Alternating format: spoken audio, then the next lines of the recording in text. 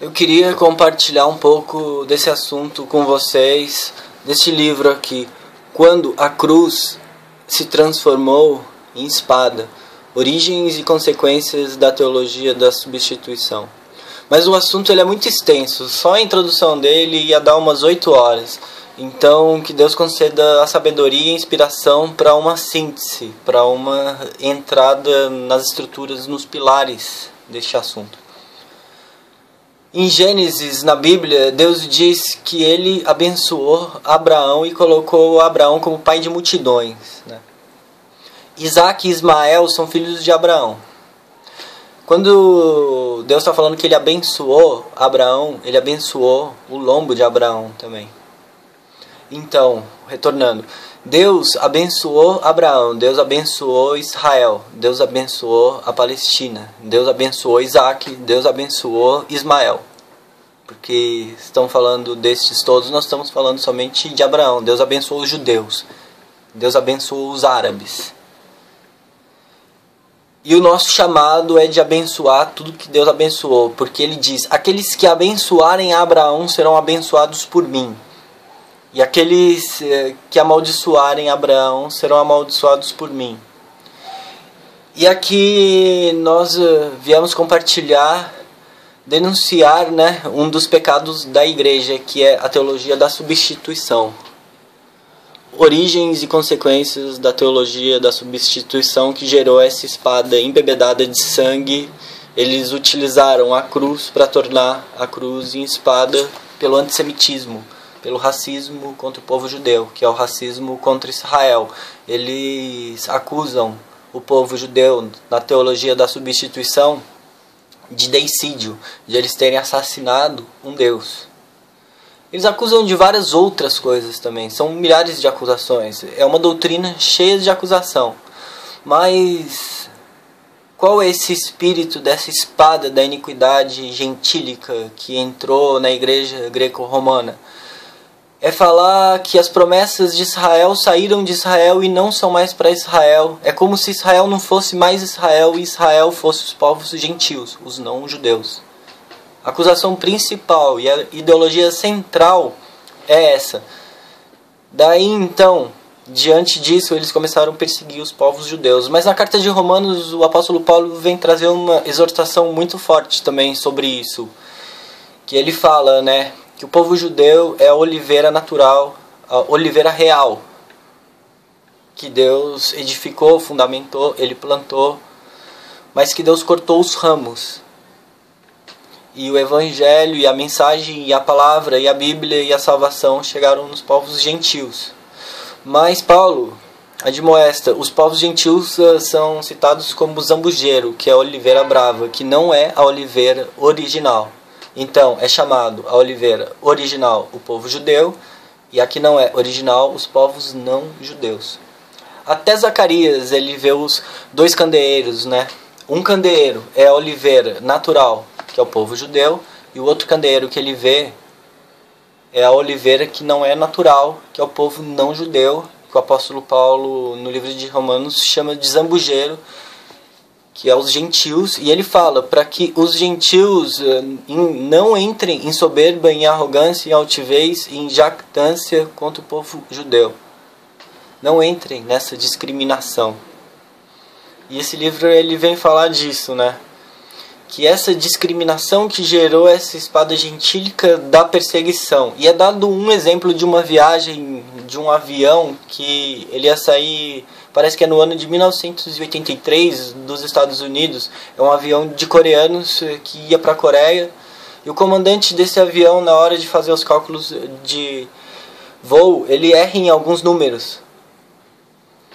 E na hora que ele erra nesses números, esses poucos números, esse erro gera um desvio de rota de 1000 quilômetros. Nesse desvio de rota, esse voo coreano entra nos ares da União Soviética e um caça soviético vai e abate esse avião. E todos que estavam nesse voo morreram. E ele coloca esse assunto em analogia com o antissemitismo e com esse pecado da igreja greco-romana, que foi espalhando para o mundo essa teologia da substituição. E quantas vezes os povos gentios já não escutaram nos púlpitos: vocês são Israel do Senhor, Vocês são a Israel do Senhor. Israel é Israel. Israel é os judeus. Nós somos os gentios. É a mesma coisa falarem, vocês são a oliveira natural do Senhor, a oliveira real do Senhor para o povo gentil. Não, nós somos os zambujeiros que fomos enxertados na oliveira natural, na oliveira real, e temos a salvação de Jesus Cristo. A Bíblia diz, a salvação vem do judeu, porque vem de Cristo. Mas eles fizeram essa substituição. E nessa substituição, eles começaram a acusar como se Israel não fosse mais a oliveira real do Senhor. E fosse os povos gentios que fossem.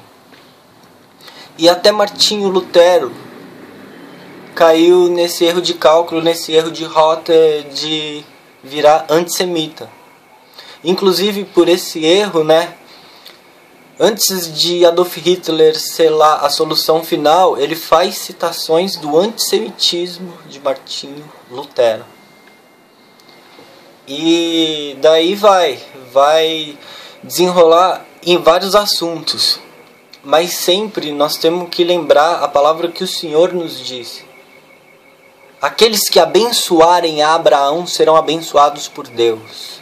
Então, essa palavra que eu queria compartilhar, porque esse assunto é muito extenso, mas eu te recomendo para que você adquira este livro. Esse livro tem 90 páginas, quase isso, mas só de assuntos e de marcos históricos, com cada data, com o que cada pessoa falou, com o que as escrituras falam sobre os assuntos.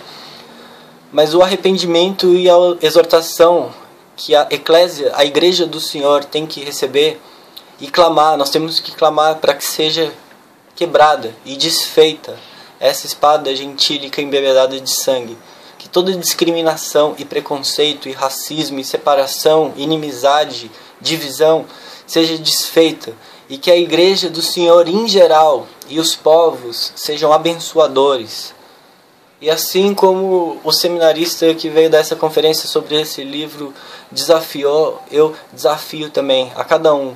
Antes de cada refeição que vocês forem fazer, antes de cada coisa que vocês forem tomar e beber para se alimentar, abençoe Abraão, abençoe os povos de Israel e os árabes, os filhos de Isaac e de Ismael, porque eles são abençoados pelo Senhor. Abençoe o que eles vão comer, abençoe o que eles vão fazer, abençoe, lembre-se deles e abençoe eles. E lembre do que Deus falou, aqueles que abençoarem Abraão serão abençoados por mim. Aqueles que abençoarem a Israel serão abençoados por Deus.